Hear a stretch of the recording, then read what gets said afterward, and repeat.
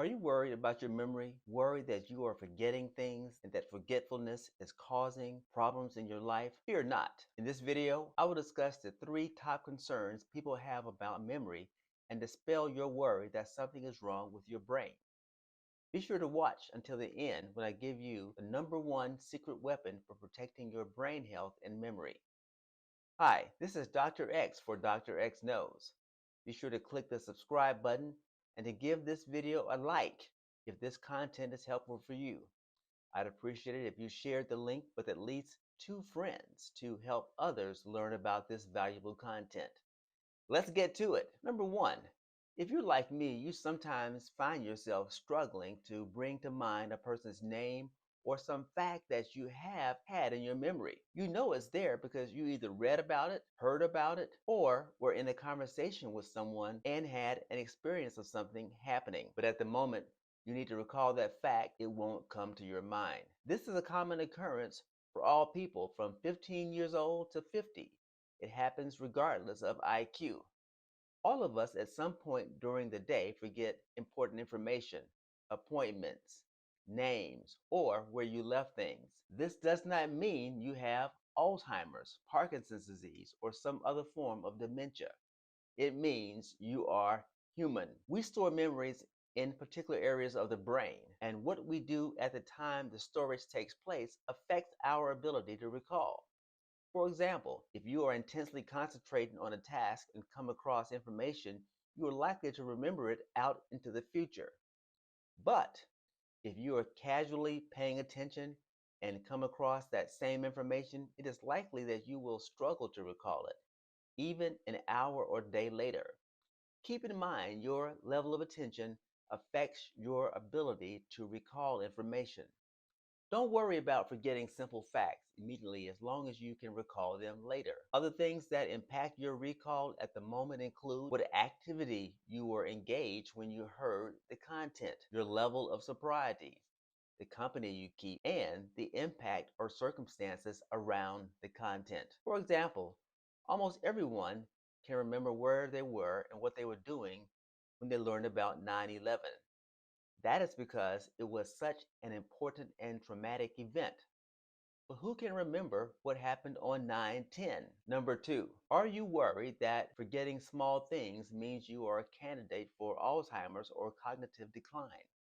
Chances are you have little to worry about based on your medical history. Unless brain diseases run in your family, it is unlikely your fears will ever come true. As you age, you experience some slowing of your mental responses, but it is only microseconds or seconds. That does not mean you have a case of Parkinson's or Alzheimer's coming on. Likely, you are worrying yourself into a frenzy for nothing. Rather than worry about what you've forgotten over the course of months or years, accept the loss as normal and Google the subject. Googling to help you recall old data and memories is not a sign of weakness. It is a sign of strength that you are using technology that is available to you. You're also relieving your brain of the strain to recall information that you no longer need or use on a regular basis. For example, I find it tricky remembering shortcuts for certain keyboard functions such as screenshots or reformatting pasted content. They require different key combinations on the Mac and the PC. I use both devices plus my cell phone. If I haven't used the keystrokes in a long time, I simply Google it because there are different keystrokes for each device. Another hack for simple tasks like remembering keystrokes and shortcuts is to save the links or write down the information where you can get to it quickly. The point here is that jotting everything down important is normal and not a sign that you are experiencing memory issues. #3, are you feeling stressed out and worrying that someone's going to find out your memory and attention span is short? Don't let this get you down. Everyone is going through it at some level, even though they don't discuss it.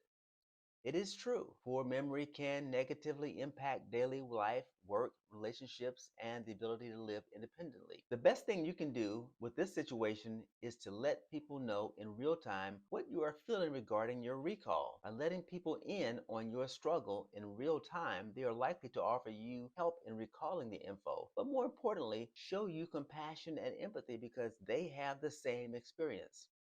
When you open up, that gives them permission to open up also. How do I know everyone experiences this? Because the volume of content has increased exponentially over the last decade. Anyone who was using a cell phone or PC 10 years ago has the experience of content creep, which is a subtle and steady increase in the amount of information that we consume every day. When you experience a slight increase on a regular basis, it is difficult to register the full impact. You're like a frog in a pot of water that is boiling. You don't realize that you're boiling and on the verge of being consumed by the boiling water until it's too late. Likewise, with worrying about keeping up with all the daily content. Just know that to counteract the feeling you have of overwhelm, you need to limit your intake of content. So consider cutting back on email, Netflix, Apple TV, Instagram, and other sources that have information that clutter your mind. That's it for the first one, two, three items that people are worrying about regarding memory loss and forgetfulness. But here is the key that I promised I would share with you.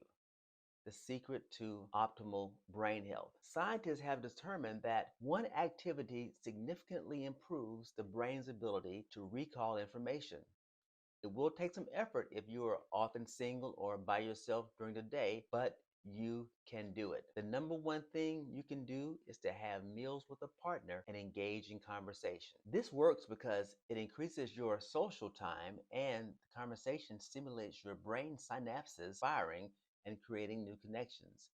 In other words, connecting with a person over a meal facilitates your brain creating synaptic connections and preserving your memory. The more your brain is accustomed to creating synapses, the better it will be at making connections in real time that enable you to recall information. Well, that's it for this video. I hope you find it useful and something that relieves your stress about forgetfulness and memory. Remember to click the subscribe button and like it so that others can find this content. If you want to see more on this topic, leave a comment below. In the meantime, thanks for watching.